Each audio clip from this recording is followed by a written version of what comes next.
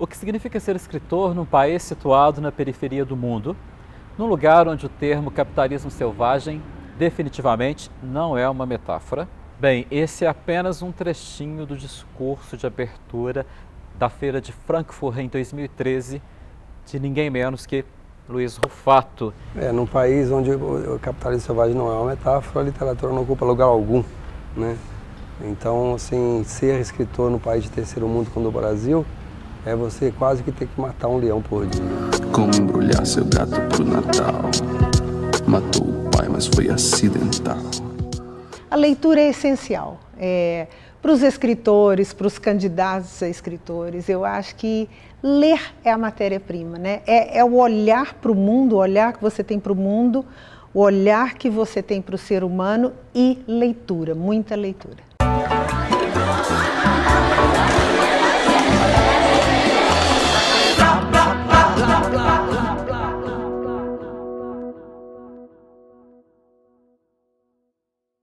Vou procurar o Marcinho Fonseca. Será que lembra de mim? Nunca imaginei o Marcinho Fonseca envolvido com política. Estivemos na casa dele uma vez por causa do trabalho sobre a Revolução Francesa, pedido pela Malu. Marcinho morava na Vila Minalda. O pai tecelão, o irmão mais velho tecelão, a irmã tecelã. A mãe, baixinha, tímida, óculos fundo de garrafa, olhos tristíssimos, nos recebeu com uma jarra de refresco de framboesa com pedra de gelo, igual a ilustração que aparecia nos pacotinhos de quisuco, e uma cestinha de bambu coberta por um pano de prato com 2 galinhas bordadas, cheia de bolinho de chuva. Ô Rufato, e esse filho de uma ex-lavadeira, um pipoqueiro, né, que é você, que se transforma nesse grande escritor e, sobretudo, um cidadão politizado, né? Um cidadão que entende o seu papel no mundo e consegue romper essa barreira, né? Do fadado a ter o mesmo destino, ter a mesma profissão dos pais. Não, você viu que mostrou que pode ser diferente. Em que fontes você bebeu, para além do seu berço, né, da sua família, para você chegar aqui nesse lugar que você está? Nesse lugar que você está. A minha trajetória, ela foi construída, quer dizer, de uma maneira paulatina. À medida que eu percebia que eu podia dar um passo à frente, aí eu dava esse passo à frente. E dando esse passo à frente, eu vislumbrava outras coisas, então eu dava mais um passo à frente, né? E assim, eu não tenho nenhuma dúvida, a dívida que eu tenho ao longo dessa trajetória, ela se deve única e exclusivamente a 2 pessoas, ao meu pai e à minha mãe. Por que eu te digo isso? Porque assim, eu hoje compreendo perfeitamente que eles renunciaram a viver a sua vida para que os filhos pudessem ter uma vida melhor. Eles saíram, meus pais se casaram em Rodeiro, meu pai era de Guidoval, minha mãe de Rodeiro, se casaram em Rodeiro, e foram para Cataguases, porque Cataguases oferecia uma educação de qualidade, não porque a elite cataguasense fosse melhor, mas porque a cidade era uma cidade industrial, né? E numa cidade industrial, você precisa de oferecer uma educação básica para as pessoas, para elas poderem trabalhar nas fábricas. E meus pais perceberam isso, foram para Cataguases, e então essa ideia de que você pode sim prosperar, quer dizer, pode sim almejar pelo menos prosperar, ela vem desse movimento, né? Os meus avós, que eram italianos, eles vieram da Itália porque iam morrer de fome lá. Quer dizer, tem uma ideia romântica que os próprios imigrantes acabam reproduzindo, que né, os imigrantes vieram para o Brasil para fazer o Brasil. Absolutamente mentira.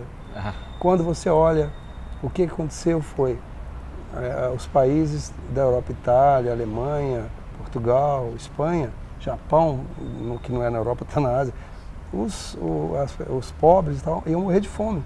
Então, eles exportaram esses esfomeados para outros lugares. Meus avós vieram exatamente para isso, para não morrer de fome. Então, eu tenho uma trajetória de resistência nesse sentido. Então, eu acho que a minha inspiração para caminhar, né, na direção de conquistar espaço advém muito do esforço dos meus antepassados. O coletivo me espera, foi 2 palitos, já era mais meia hora, quem perdeu, perdeu. Quem intercede por nós, uma ferida na voz, corre, acorda, deixa tudo mudo. Muito trabalho pelos dias úteis, para garantir o Guaravita. Hoje em dia, com essa história das redes sociais, eu percebo, não sei se é uma percepção errada, mas é muito enviesada, que as pessoas elas estão muito ansiosas em escrever, em postar, né? Ou então passar o feed sem prestar muita atenção. E aí, não demonizando também as redes sociais, né? Em absoluto. Mas me preocupa que parece que aí tira um pouco desse valor à leitura. Parar tudo, ler. Ler com atenção alguma coisa, abrir o texto para além da manchete. Uma vez eu entrevistei o Lima Duarte, ele contou essa história, que ele já tinha contado na televisão antes, que em Sacramento, onde ele nasceu e foi criado, o pai dele era uma das únicas pessoas da cidade que tinha o rádio. Então, era uma coisa tão preciosa ouvir rádio, que o pai dele punha o terninho surrado dele, toda tarde, quando chegava do trabalho, punha terno para ouvir rádio. E os vizinhos vinham para a janela e ficavam ouvindo também, né? Tinha o ritual para ouvir o rádio, tinha o ritual da leitura, que é você meio que se isolar, você está isolado mesmo dentro de um ônibus, mas assim, você está mergulhado naquilo, né? E hoje não tem isso mais, essa coisa de você se entregar à leitura. Tem que ser tudo muito breve, muito efêmero, muito superficial, né? Que é muito contrário disso. Essa coisa da leitura como um exercício muito de introspecção, de pausa, de mastigar as ideias, de processar os sentimentos que acompanham a leitura, né? Eu estava revendo a sua obra, e aí o Verão Tardio, que faz me lembrar do... Não que seja a mesma história, mas as pessoas vão entender. Eles eram muitos cavalos, né? Porque ali é uma histórias que se passam em um dia, Sim. né? Em São Paulo. Então ali você pega o dia, né, como um referencial para tecer as histórias, que não vem ao caso, a gente não vai dar spoiler aqui, deixa as pessoas procurarem lá e lerem. Comprem o livro. Comprem o livro.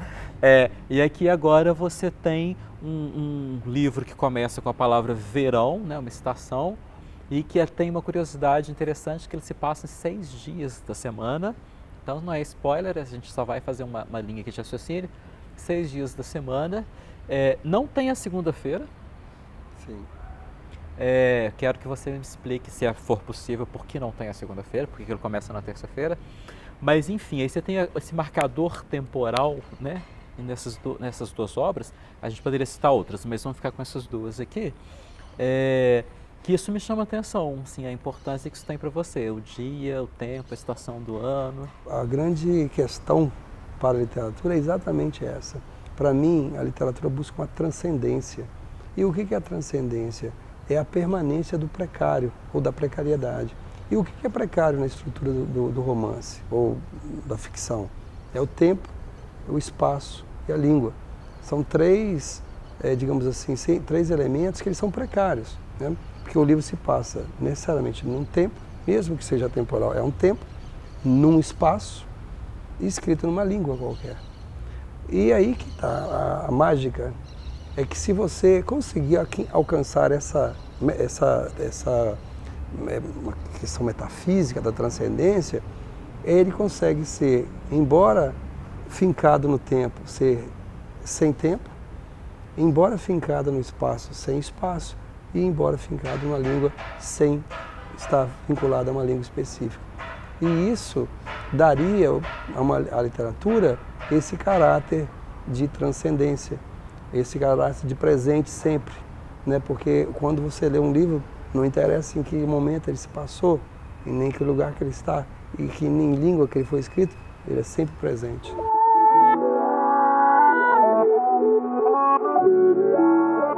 E aí vem aquela questão também que eu acho que que está implícito na sua fala é o não julgamento, né? Porque eu acho que, não sei se foi criado na academia, onde foi criado, a literatura boa, a literatura ruim, aí vamos lá nas teorias da comunicação, a baixa e a alta cultura, mas eu acho que quando se diz de literatura, eu acho que a gente também, que talvez tenha, né, o escritor, o professor, ou nós que somos comunicadores, eu acho que a gente tem que desvestir um pouco desse preconceito. Eu acho. Porque se amanhã você encontra a sua funcionária gostando de ler um livro que para você é uma literatura, nossa, uma literatura tão questionável, não sei o quê, para vender, nananã, deixa, porque ela está lendo, falou com ela. Então, e às vezes o livro que ela está lendo vai me dar um prazer imenso também, né?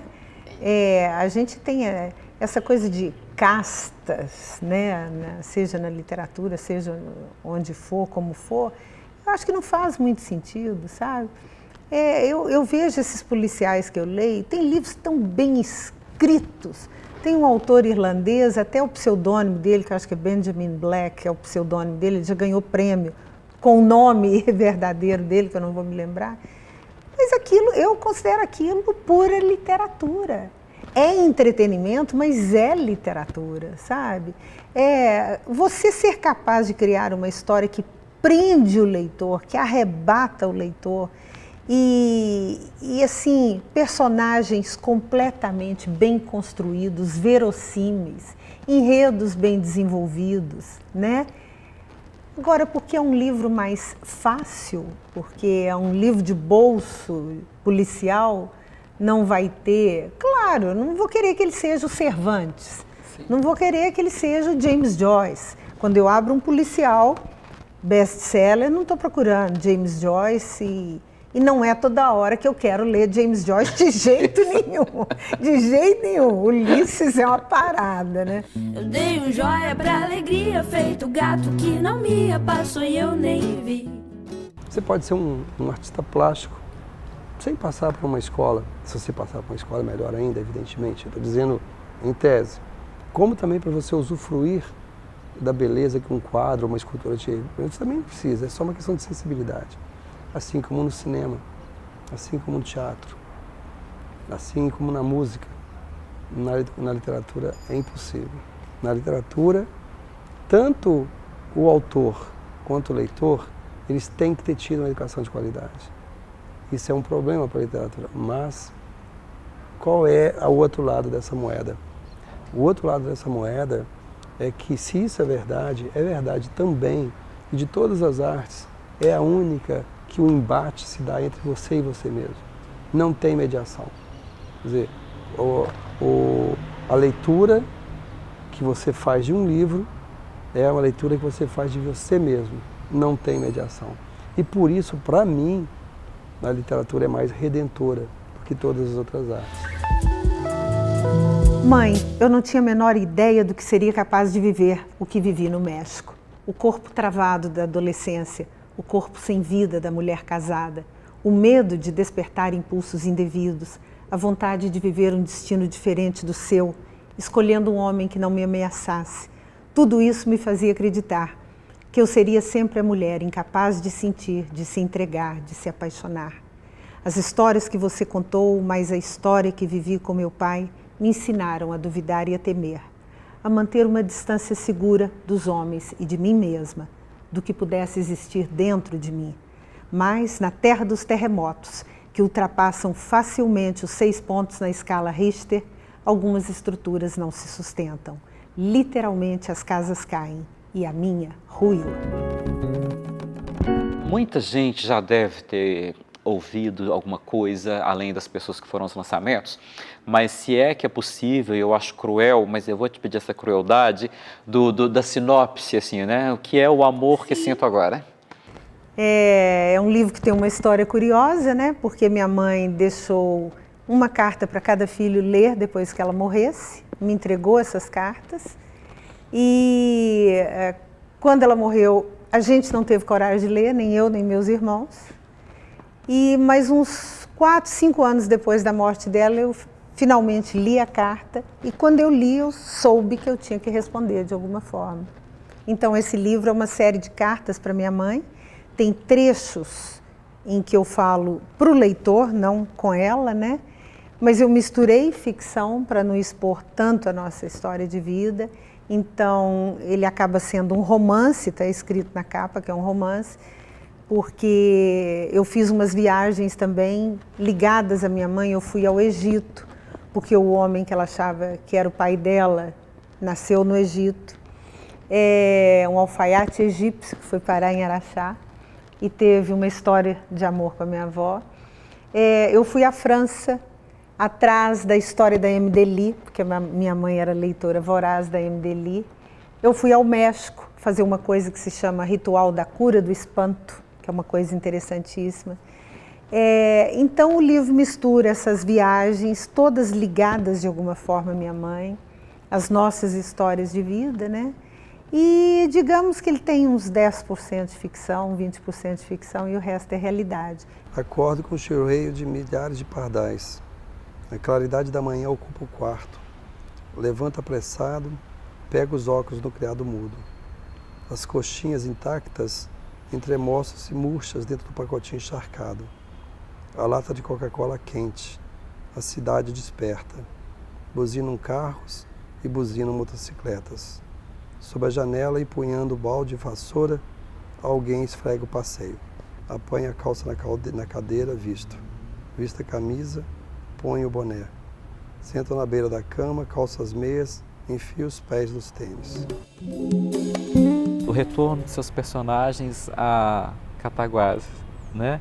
Eu não sei exatamente assim, o propósito, se você precisa disso como escritor, ou o que você pensa assim quando você sempre coloca ou a Zéias ou o Sérgio, né, do outro romance, Estive em Lisboa, lembrei de você, em Cataguases. Por que essa recorrência a Cataguases? Essa pergunta é interessante, Cláudio, porque é Cataguases, não é Cataguases. Eu tive a sorte de nascer em Cataguases por nenhum outro motivo, a não ser o fato de que a cidade, ela, para minha felicidade, ela é uma espécie de microcosmo no Brasil. A história política, econômica e social de Cataguases coincide perfeitamente com a história política, econômica e social do Brasil. A composição da população é mais ou menos a composição da população brasileira. Então o que acontece? Quando eu uso Cataguases nos meus livros, não é Cataguases. Podia colocar um nome qualquer, podia colocar Santa Rita do Meia Pataca, sabe? Mas eu continuei a usar Cataguases até por comodidade. Então assim, não é Cataguases. E inclusive porque assim, você não vai encontrar lá figuras folclóricas da cidade, porque isso não tem a menor importância para mim. Ninguém conhecia, assim, esse cara aqui é o fulano de tal, não é. Ninguém. Por quê? Se você faz isso, você na verdade vai fazer uma literatura provinciana. E não faria sentido, hoje os meus livros estão publicados em 12 países. Portanto, a Cataguases que está traduzida, não é Cataguases folclórica, exótica, típica, reconhecível. É uma Cataguases mítica. E essa Cataguases mítica interessa porque ela, de alguma maneira, ela consegue, eu acho, estou falando porque como os livros foram traduzidos, eu acho que ela consegue reproduzir dialeticamente o que é o Brasil. Porque, na verdade, todos os meus livros, todos não, mas a maioria deles, há uma tensão entre, digamos assim, um Brasil do interior e uma metrópole. E que esse interior, essa metrópole, não são as vaquinhas e os boizinhos de uma cidade pacata do interior e a selva de pedra da metrópole. Não. É uma tensão entre esta composição social que está aqui, numa cidade interior, e essa composição social que está aqui, né? Talvez o que difira um pouco, ou seja, que aqui na metrópole o anonimato é mais exacerbado do que aqui. Mas aqui também há. E em O Verão Tardio, isso fica mais evidente. Quer dizer, na verdade, O Verão Tardio mostra uma cidade do interior que tem todos os problemas de uma cidade grande. Pelo acolhimento no marco zero do breu, no centro e ao mesmo tempo fora de si. O livro que você pegou aos 12 anos na biblioteca lá em Araxá, qual era?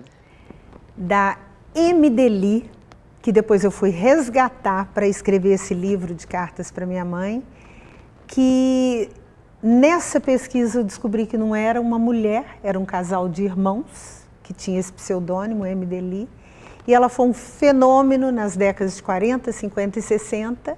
A minha mãe lia Emideli nos anos 60. Eu, adolescente, ela sugeriu que eu lesse Emideli. E foi uma descoberta, porque ali todos os amores davam certo.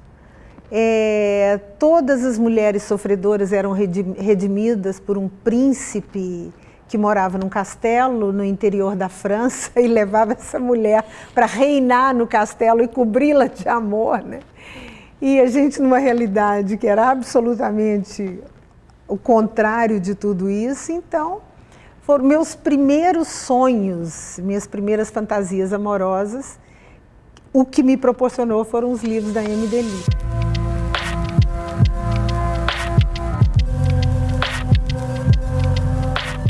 Aqui na orelha que ele começa assim, ó, um verão tardio é uma história de inadequação. Depois de 20 anos, Oséias, um homem solitário, abandonado pela mulher e pelo filho, regressa à sua cidade natal, Cataguases, em Minas Gerais. Durante 6 dias, seguimos passo a passo suas andanças, visitas a familiares e encontros com velhos personagens locais. Bom, chega, mas vamos aos 6 dias e não por que 7 dias? Então, não sou eu que defino isso. Quem define isso são os personagens. Eu sou o mero... antigamente eu diria que eu era um datilógrafo, mas como não é datilógrafo mais, eu sou o mero digitador das histórias que me são contadas. Muitas vezes as pessoas perguntam assim, mas, por exemplo, você tocou no Steve Lisboa, lembrei de você, as pessoas, mas o que aconteceu com o Serginho depois que o livro acaba? Eu falei, não sei. Se eu soubesse, estaria no livro. Né? Eu não sei, não tenho ideia, porque eu não sou, digamos assim, um Deus ex machina, sabe, que sabe de tudo, não. Eu sei tanto quanto o leitor. Tanto, assim, se o leitor não sabe determinada coisa, pode ter certeza que eu também não sei. Eu não omito nada para o leitor, que se alguém omite alguma coisa para o leitor, são os personagens. Então, assim, por que ele chegou na terça de manhã e não na segunda de manhã? Porque ele chegou na terça de manhã. Se tivesse chegado na segunda de manhã, ele estaria também lá na segunda de manhã. Ele não chegou. E por que ele não chegou na segunda de manhã? Eu não sei. Ele não me contou isso. E como eu respeito profundamente os personagens, então, assim, eu dou a eles o direito de não saber. Eu quero ler só um trechinho do que o Agualuz escreveu aqui na contracapa. Há escritores com talento, mas sem mundo. Há escritores com mundo e sem grande talento. E há aqueles raros que têm mundo e talento. É o caso de Leila Ferreira. Bom, quem está dizendo isso não sou eu. É nosso querido José Eduardo Agualusa. Depois dessa... Ele me mandou o e-mail com isso aí e perguntou, tá bom? Eu falei, meu Deus, o que eu faço? Eu não acreditava que ele tinha escrito isso. Mas o Agualusa é generoso, ele é uma pessoa boníssima e ele fez uma avaliação generosa do meu livro. Não, eu acho que foi a altura. E quem não conhece ainda Agualusa precisa conhecer, urgente também, né? Nossa, o livro dele, Teoria Geral do Esquecimento, que é o meu preferido, eu acho um livro impressionante. Pois Agualusa é craque. Tem nessa cidade o mal da necessidade, nos mostra a diversidade. Pra fazer o mal passa, não sabe o tempo passa. Morre coçando, caça, sonho que a moral aborta. A rua vai abraçar, cinza na janela, desce daí. Desce e manda ela parar de te amedrontar. Mal pisa lá fora, bem aonde você mora. O explorado e quem explora.